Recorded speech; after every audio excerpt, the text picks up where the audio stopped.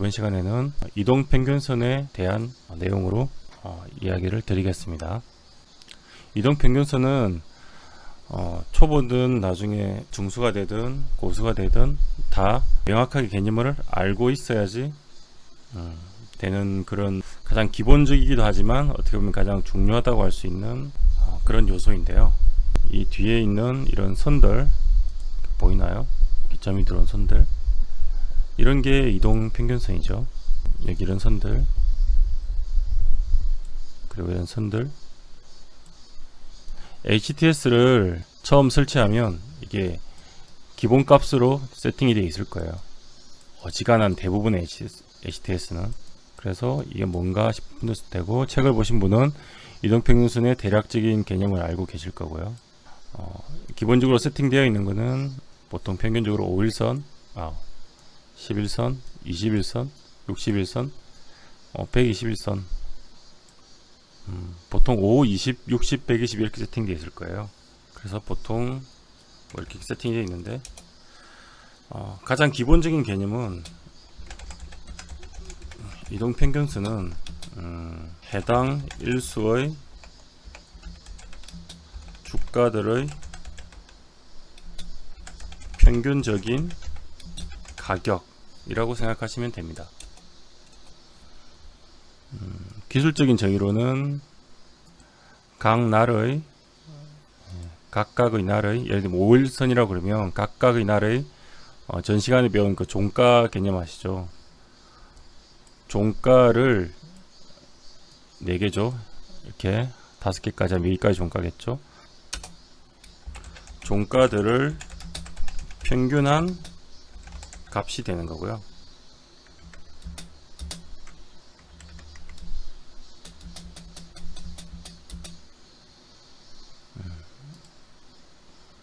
이 말은 이 값, 여기를 평균한 값이 그날의 이동평균선의 지점이 된다는 얘기예요.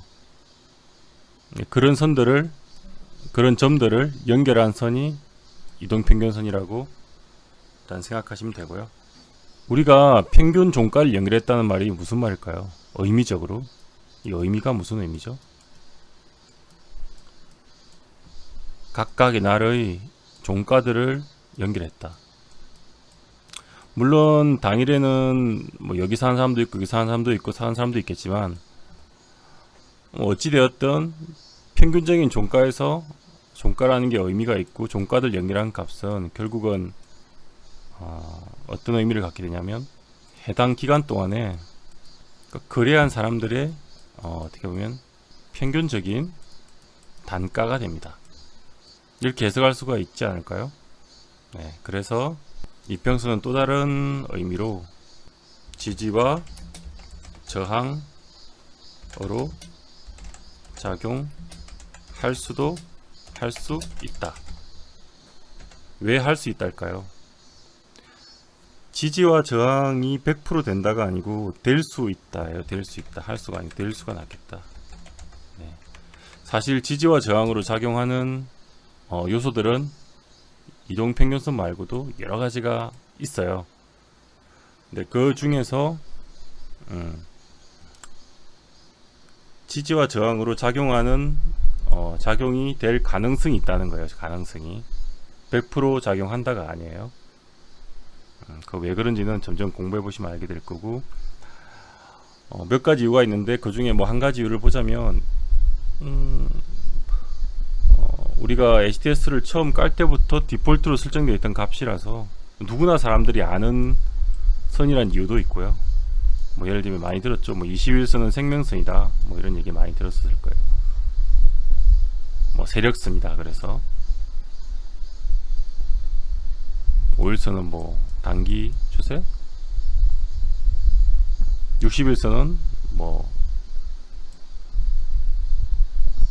큰 의미의 뭐 더 큰 의미의 추세, 그런 얘기가 있는데 사실 그게 크게 중요한 의미는 아니고, 어떤 개념으로 접근해야 되냐면, 어떤 주식이 있으면 그 주식에 움직이는 예를 들면 뭐 특정 세력들도 있을 거잖아요.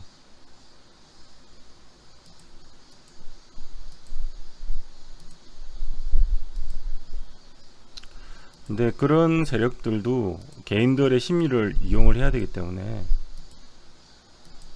개인들 심리 이용하면 여러 가지 방법이 있겠지만 이평선을 이용하는 것도 한 가지 방법이라는 거죠. 그래서 특정 주식은 뭐 이렇게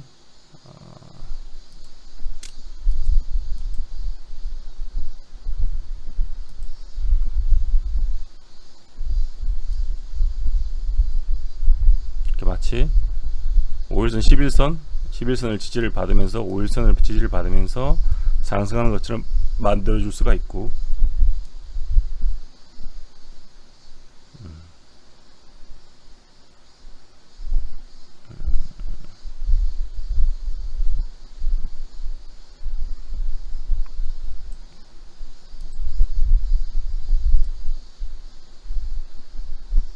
여기 보세요.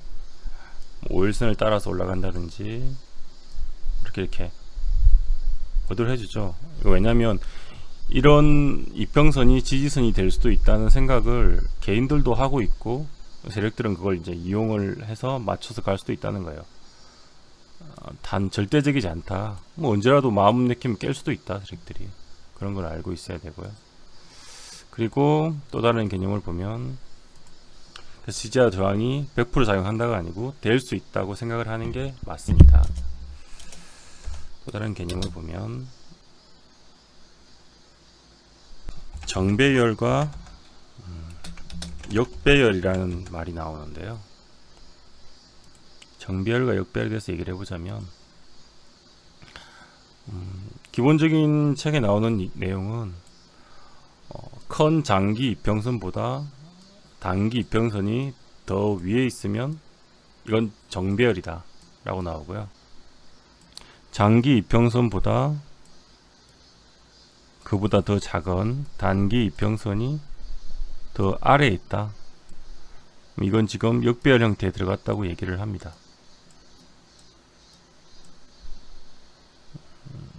다른 것도 한번 볼까요? 있죠. 장기 이평보다 단기 이평들이 더 위에 있죠. 추세가 꺾이기 시작하면 여기 거꾸로 돼 있죠. 장기 이평보다 단기 이평들이 더 아래에 있죠. 이건 역배열이라고 하는 거고요. 근데 결국 뭐 이론적으로는 그런데 어떤 의미로 받아들여야 되냐면,